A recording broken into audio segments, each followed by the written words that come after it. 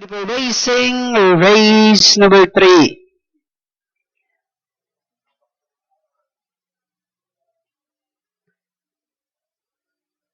Racing just started with Tabing Ilog, moving party outside now is Do. Well, rushing up now is My Lady Concern. The next online is Rochelle's Gift.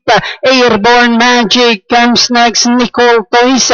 Then followed over now by Blue Eagle. And going along for the first turn, we have My Lady Concern. Now takes command.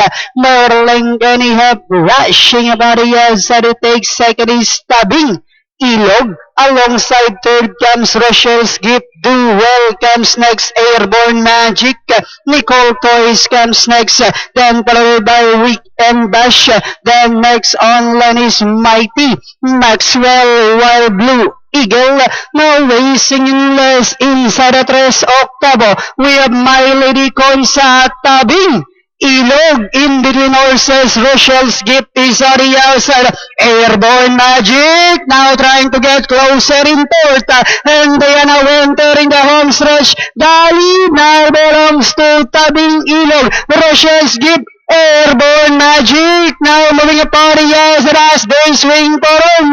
Tabing Ilog, Borling Anyhow.